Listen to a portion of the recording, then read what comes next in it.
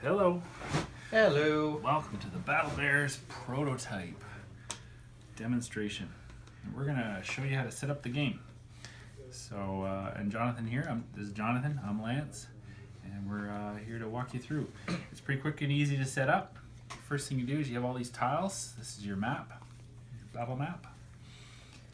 The island you're gonna create. You're just gonna start, pick a corner, and just keep adding them from the one corner all the way out into a large triangle shape.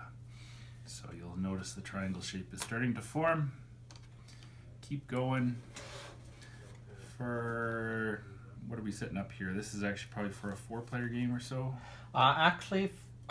For Battle Bears, it uses all the tiles regardless of the number of people. Oh, that makes it really easy. So we're just gonna keep adding. We've just got unfinished art here, but this is just to get us going. And in future videos, we'll talk about what each of the realms or areas are, what they represent, etc. Jonathan, if you want to walk the audience through what each of these tiles mean right now. So the straight pink tiles is just it's just a normal land space. It's easy to walk through. The little tower here is a little pyramid. When you stand on top of it, it gives you a further range that you can shoot and you can see over things. The lava is inaccessible, so you can't walk over it, but you can shoot over it just fine. These are going to be hills, and they block line of sight from one side to the other. But you can go over them, right? But no, you can't go over them. No, you can't. They're like an impenetrable wall. Yeah, they block everything.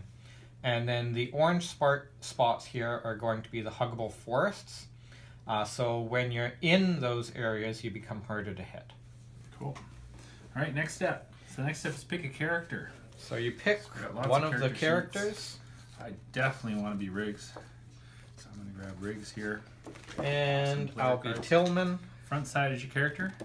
Back side, by the way, when you die, is you become a huggable. It's pretty awesome things. So you just set your character up. You grab your little character stand. Okay. And then the other things that you need. Each player needs a health marker. 1 or 2? Just one. Just one. So we got little hearts here. You put it on the 10 of your character. Each player needs a heavy indicator. How much weight you carrying? You put that on the 0 on the lower part.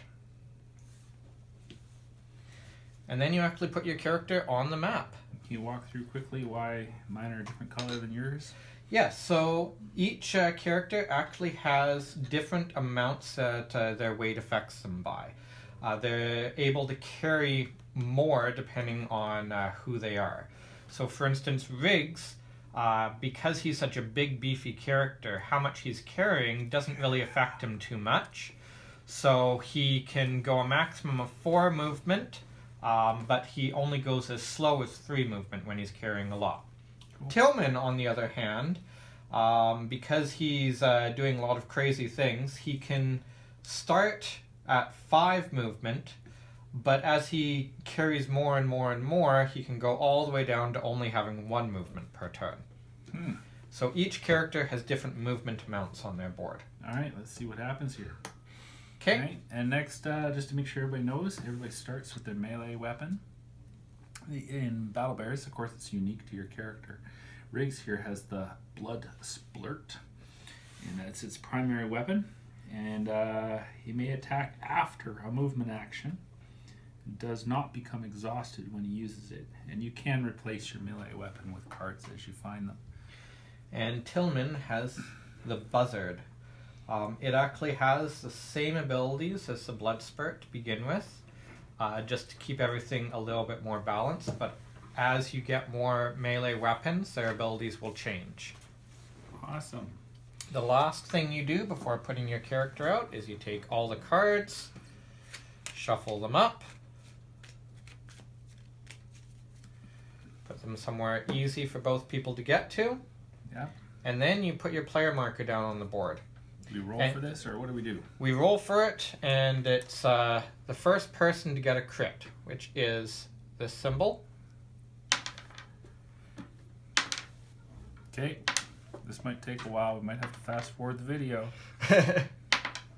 For the video's sake, we're just going to have Jonathan go first. And you put it onto any of the purple spaces.